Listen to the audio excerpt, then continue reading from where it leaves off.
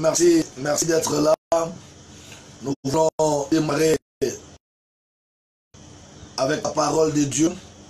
Nous sommes très heureux de savoir que chacun de nous, chacun de vous, depuis la maison où vous êtes, depuis le lieu où vous vous trouvez, vous avez déjà prêté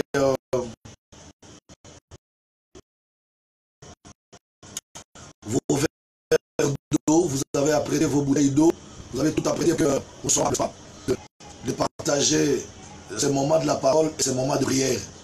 Alors, nous voulons aujourd'hui partager quelque chose dans le livre Matthieu, quelque chose de très important, voir comment la foi peut opérer, voir comment la foi peut agir pendant ces instants, pendant ces moments difficiles, pendant ces moments où nous sommes en train de traverser des grandes épreuves, pendant ces moments de confinement, un moment où tout le monde est stressé, un moment où tout le monde est inquiet.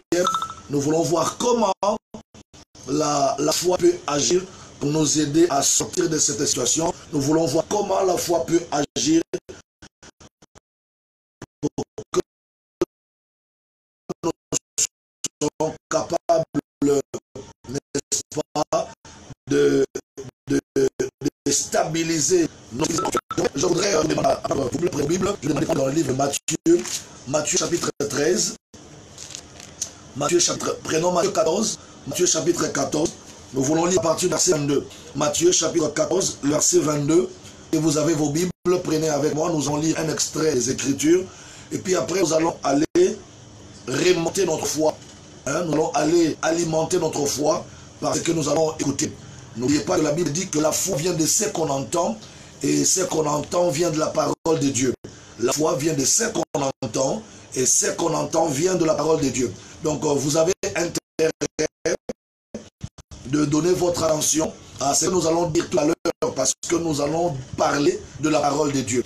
Et vous savez, lorsque la parole de Dieu est libérée, toute personne qui donne son attention à la parole de Dieu aura sa foi augmentée, verra sa foi augmenter, verra sa foi prendre de l'épaisseur comme nous avons l'habitude de dire.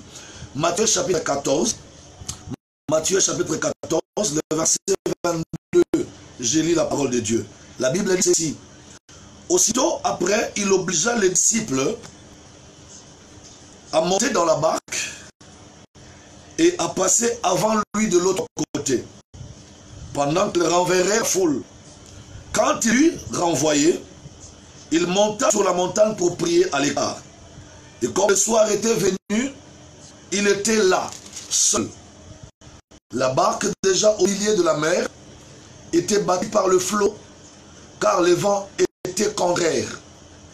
À la 4e veille de la nuit, Jésus alla vers ses disciples marchant sur les eaux. Quand les disciples le virent marcher sur les eaux, ils furent troublés et dirent: c'est un fantôme. Et dans leur frayeur, ils poussèrent des cris. Jésus leur dit aussitôt: rassurez-vous, c'est moi, n'ayez pas peur. Pierre lui répondit: Seigneur, si c'est toi, ordonne que j'aille vers toi sur les eaux. Et il dit à Pierre: viens. Aussitôt Pierre sortit de la barque et marcha sur les eaux pour aller vers Jésus. Le verset 30, très important. Mais voyant que le vent était fort, il eut peur. Et comme il commençait à enfoncer, il s'écria: Seigneur, sauve-moi.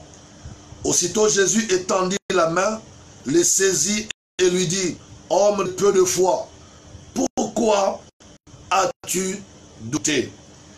J'aimerais que nous lisons encore un autre extrait de la parole de Dieu. Nous lisons encore dans le livre de Luc.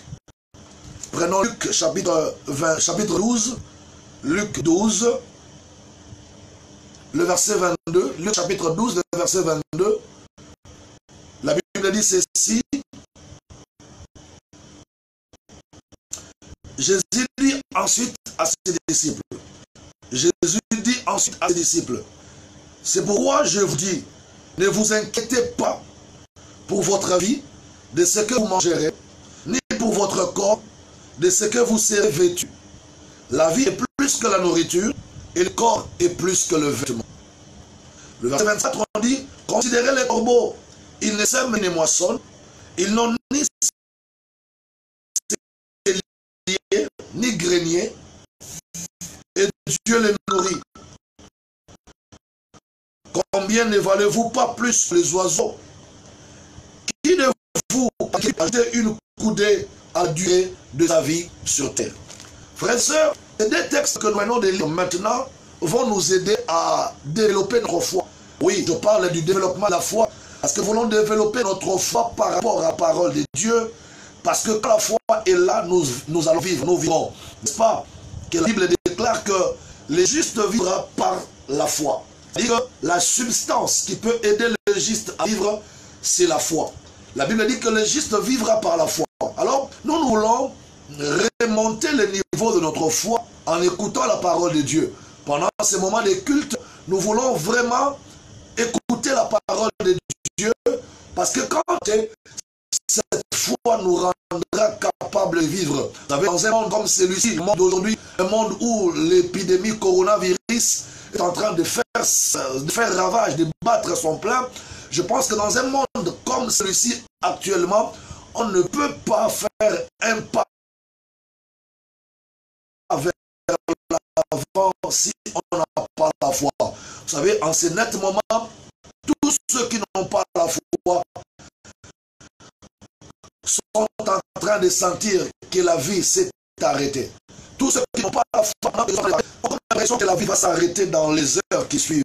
Mais ceux qui ont encore la foi comprendront avec moi que la vie continue parce que Jésus-Christ est vivant. C'est pourquoi la Bible déclare que le juste vivra par la foi. Donc il faut vérifier que la foi habite en vous. Lorsque la foi habite en vous, cette foi qui habite en vous fera que votre vie se prolonge. La foi qui habite en nous nous permettra de vivre encore. Parce que la foi nous rendra capable de braver les inquiétudes, de surmonter les épreuves et les moments difficiles et d'avancer, d'aller plus loin, plus haut avec ses dieux. Alors je vais revenir au premier texte que j'ai lu où le Seigneur Jésus était avec ses disciples. La Bible déclare que le Seigneur Jésus était sur un bord, sur le premier bord de la mer de Tibériade, en train d'annoncer la parole de Dieu. Ce jour-là, Jésus a prêché toute la journée. La Bible dit qu'il a enseigné la parole de Dieu et la foule venait de partout. Les gens venaient de partout pour venir écouter les enseignements de Jésus. C'était au premier bord de la mer de Tibériade. Il a enseigné la parole de Dieu depuis très tôt le matin. Et la Bible déclare, lorsqu'il était soir, vers 18 h, n'est-ce pas, le Seigneur va dire à ses disciples, mais ces gens-là doivent repartir à la maison parce que demain, nous n'allons pas travailler sur le premier rivage de la mer de Tibériade. Demain, nous allons travailler ou nous travaillerons de l'autre côté de la mer de Tibériade. Donc, il sera très important de renvoyer cette foule qui est venue nous écouter depuis le matin. Ces gens sont là depuis le matin jusqu'à maintenant à 18 h. Donc, renvoyer la foule et demander à la foule de rentrer chez eux. Et comme ça, nous allons nous arrêter pour passer de l'autre côté de la mer de Tibériade. Parce que le travail de demain se fera de l'autre côté, se fera à l'autre bord. Alors, le Seigneur va demander à ses disciples de renvoyer les gens. Les disciples ont bien renvoyé les gens. Les gens sont partis. Les disciples ont dit à la foule qui était là, répartez, le Seigneur a fini son travail d'aujourd'hui, répartez de l'autre côté, répartez chez vous en famille, parce que demain le Seigneur ne travaillera pas ici, il travaillera de l'autre côté. Et pendant que les disciples ont renvoyé la foule, Jésus a demandé à eux-mêmes les disciples et les apôtres, parmi lesquels il y avait l'apôtre Pierre. Il leur dit, prenez aussi vous-même la barque, précédez-moi, traversez, passez de l'autre côté. Et quand le Seigneur Jésus va demander à ses disciples, y compris à Pierre, de passer de l'autre côté de la mer de Tibériade, de passer à l'autre bord, lui-même Jésus est resté là, au premier bord, à l'écart. Donc les disciples de Jésus, après avoir renvoyé la foule, ont pris la barque et ont commencé à naviguer pour passer à l'autre bord de la mer de Tibériade.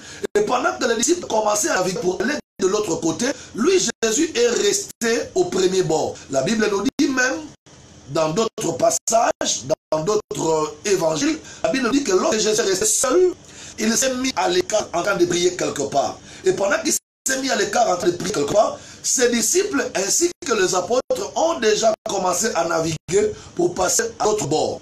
Et quand Jésus va prier, restant seul à l'écart en train de prier, la Bible dit vers 22h, vers la 4e veille de la nuit, vers 22h, le Seigneur Jésus va se décider cette fois-là de prendre aussi le temps de rejoindre ses apôtres, de rejoindre ses disciples de l'autre côté de la mer de Tibériade où ils étaient allés.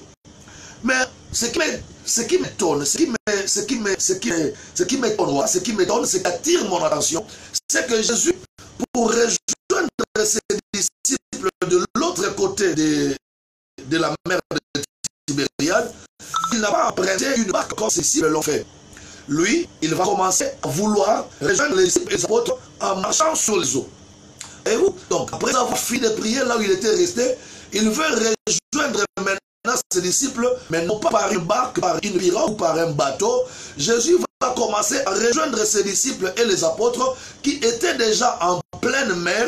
Il commence à les rejoindre en marchant sur les eaux de la mer de Tibériade.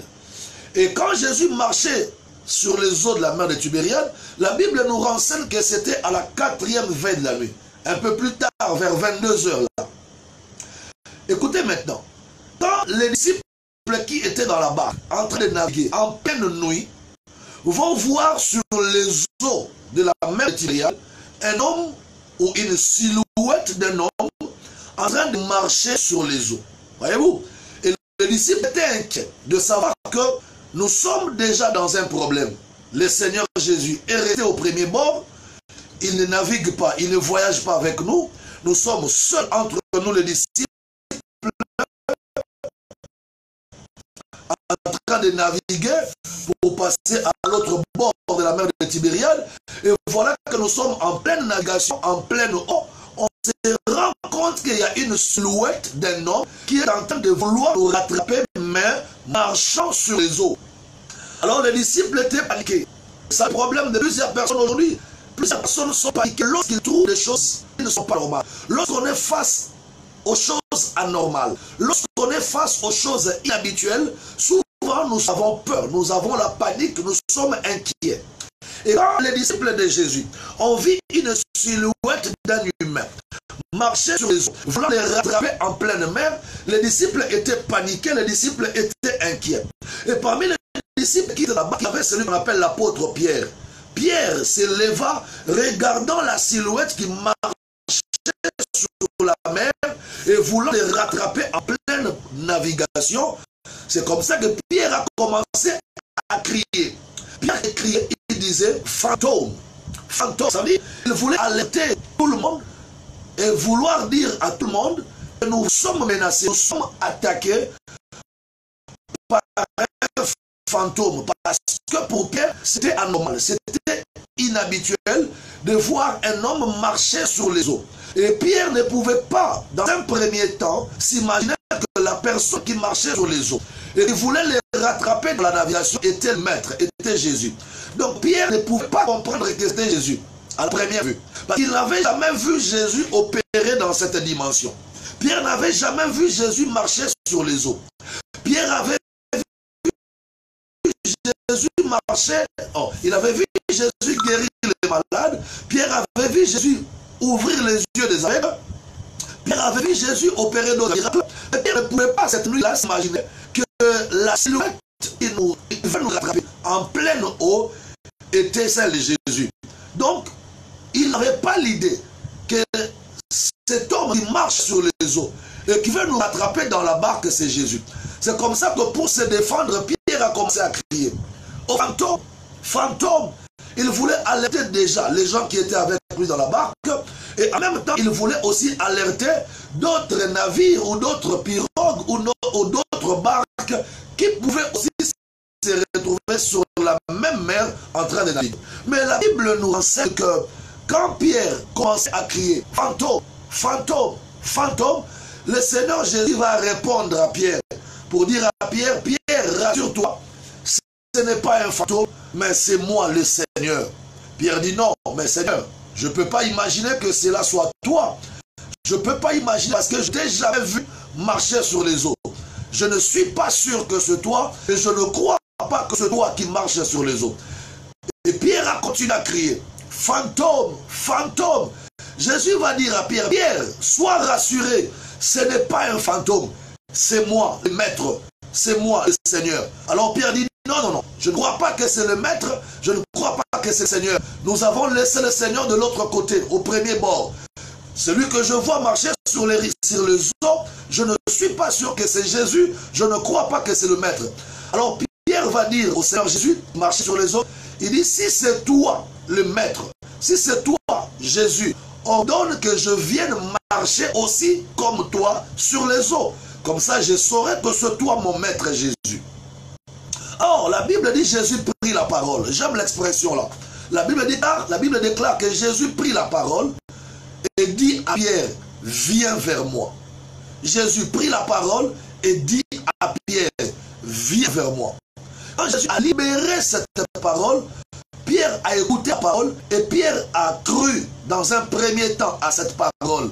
Et du coup, quand Pierre a cru à cette parole, il a accepté cette parole, il a pris le soin par la foi à cette parole de sortir de la barque et commencer à marcher lui aussi sur les eaux de la mer de Tibériade comme Jésus. Donc, c'est ce qui fait qu'en dehors de Jésus, la deuxième personne qui a marché sur les eaux, c'est son apôtre, Pierre. Et Pierre a marché sur les eaux de la mer de Tibériade parce que Pierre avait cru à la parole que Jésus lui avait adressée. Jésus a dit à Pierre, rassure-toi Pierre, c'est moi le maître, c'est moi Jésus-Christ. Ne crains pas, viens vers moi. Et Pierre a obéi à cette parole. Il a cru à cette parole. Pierre a accepté cette parole. Et par obéissance à la parole que Jésus avait libérée, Pierre a commencé à marcher sur l'eau de la mer de Tibériade. Et il s'avançait vers Jésus. Mais après avoir effectué quelques pas de marche sur les eaux, la Bible déclare que quelque chose va arriver dans l'esprit de Pierre. Pierre commencera maintenant à s'inquiéter. C'est pourquoi la Bible déclare au chapitre 14, dans Matthieu 14, dans Matthieu chapitre 14, au verset 30, le 30e verset dit, lorsque Pierre marchait sur les eaux, voyant que le vent était fort sur la mer, il a commencé à avoir peur. Et comme il commençait à avoir peur, il a aussi commencé à s'enfoncer dans l'eau. Voyez-vous, lui qui avait déjà fait quelques pas, marchant sur les eaux, lui qui avait cru à la parole du Maître, lui qui avait accepté la parole de Jésus, lui qui avait fait confiance à la parole du Maître, à la parole de Jésus, et sur base de cette parole, il a commencé à marcher comme Jésus aussi sur les eaux de la mer de Tibériade. Mais la Bible déclare, après avoir fait quelques pas vers Jésus, il l'a regardé et il a commencé à s'inquiéter. Les inquiétudes de Pierre étaient basées sur quoi? Qu'est-ce qui a inquiété Pierre? Les inquiétudes de Pierre étaient basées sur le fait qu'il s'est rendu compte qu'il était en train de marcher sur les eaux et que les eaux avaient un vent fort qui soufflait dessus. Au-delà des vents forts qui soufflaient sur les eaux de la mer de Tibériade, Pierre a regardé la grandeur et la taille de cette mer de Tibériade. Pierre a commencé à réfléchir, il a commencé à se dire, mais ce n'est pas normal qu'un humain comme moi continue à marcher sur les eaux. Au-delà de la taille de cette mer de Tibériade que Pierre a commencé à considérer, Pierre a commencé aussi à réfléchir sur un certain nombre de choses. Moi, je me dis que Pierre commençait à regarder et commençait à imaginer que sous cette eau de la mer de Tibériade, il y a toutes sortes des animaux féroces. Il y a toutes sortes des animaux aquatiques qui peuvent me dévorer, qui peuvent me manger, qui peuvent m'avaler. Voyez-vous? Mais ce qui m'intéresse ici, c'est ce que la Bible déclare. La Bible déclare, voyant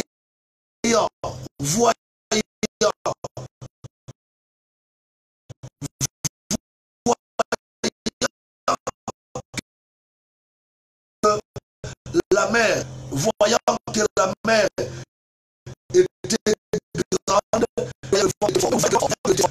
commencé à s'enfoncer. Donc ici, je voudrais aller de cette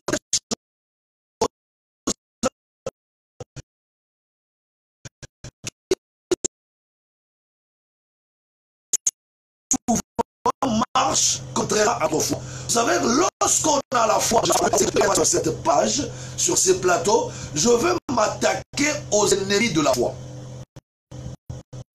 Lorsque quelqu'un commence à croire à la parole de Dieu, il doit faire attention, parce que lorsqu'il y a la foi, l'ennemi de la foi, Pierre a commencé à croire à la parole de Dieu, il a commencé à marcher sur les eaux par la foi, mais juste à côté de la foi de Pierre, le diable aussi a suscité dans le cœur de Pierre les ennemis de la foi. Alors, qu'est-ce que les ennemis de la foi viennent faire? Les ennemis de la foi viennent pour combattre la foi que nous avons déjà dans notre cœur. Vous savez, quand on a la foi dans le cœur, le diable s'organise à libérer aussi les ennemis de la foi pour étouffer notre foi. Dieu nous donne la foi par sa parole, mais le diable aussi nous amène les ennemis de la foi. Et je vais vous montrer qu'est-ce que le diable utilise pour nous donner l'incrédulité. Qu'est-ce que le diable utilise comme ennemi de notre foi? Qu'est-ce que le diable utilise pour attaquer notre foi? La première chose, la Bible dit là, Pierre voyant que le vent était fort. Pierre voyant que le vent était fort. Il a vu que le vent était fort. Pierre a vu que la mer était si grande. Pierre a vu qu'il faisait noir. Il a vu beaucoup de choses qui du coup ont commencé à attaquer la foi qu'il y avait déjà dans son cœur. Donc le premier ennemi de la foi d'un chrétien, c'est les choses qu'il est en train de voir. Frère, souvent, le diable nous fait voir des choses qui nous disent le contraire de ce que la parole de Dieu.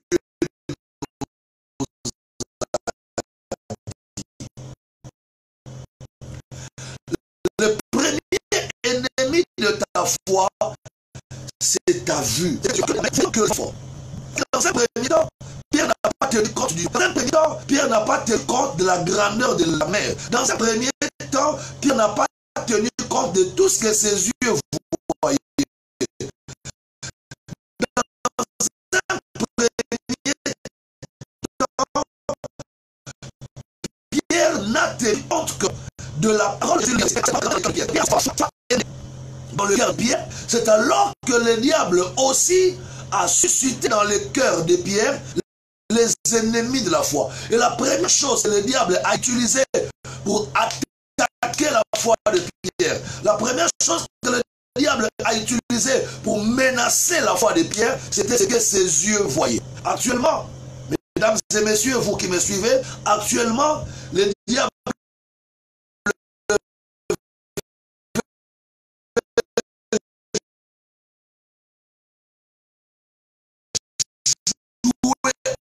avec notre foi. Permettez-moi de parler comme ça. Comme situation, comme des cas d'épidémie. Nous avons tous peur, nous sommes tous paquets. Alors, le diable est utilisé les images que nous sommes en train de voir à la télévision. Le diable est en train d'utiliser les images que nous sommes en train de voir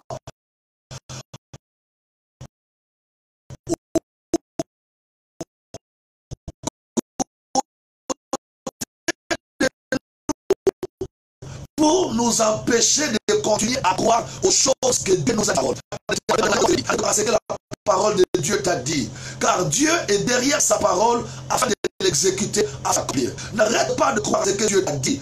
Ne crois pas aux choses que les yeux voient. Ce que tu vois, ce sont des réalités. Mais ce que Dieu t'a dit, c'est ça la vérité. Et le diable utilise nos yeux. Il permet à nos yeux de voir n'importe quoi. Et il y a des images que le diable nous fait voir. Il y a des choses que le diable nous fait voir qui directement viennent affecter notre foi, viennent faire peur à notre foi. Beaucoup de gens sont en train de décrocher, d'abandonner la foi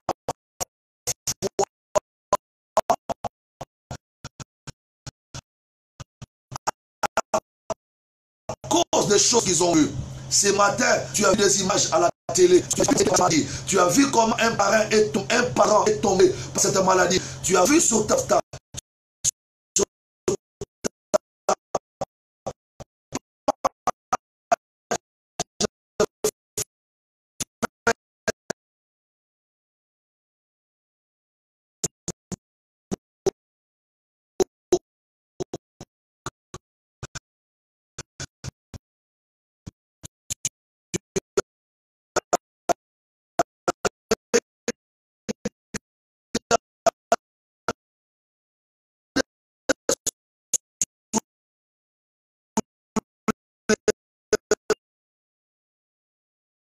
réseaux sociaux, comment des grandes personnalités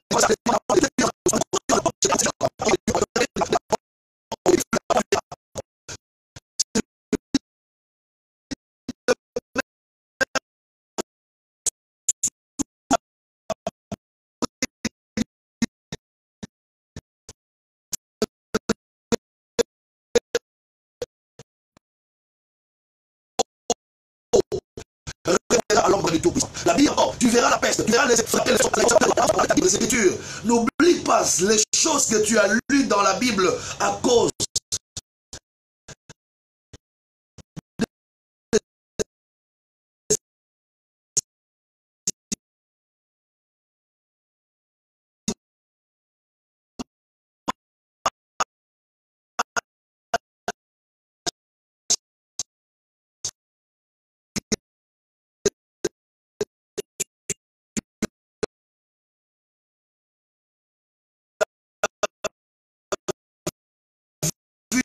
depuis un certain moment. Les choses que nous voyons dans la mer Rouge, devant l'armée de Pharaon. Où est passé ce Dieu-là? Mais c'est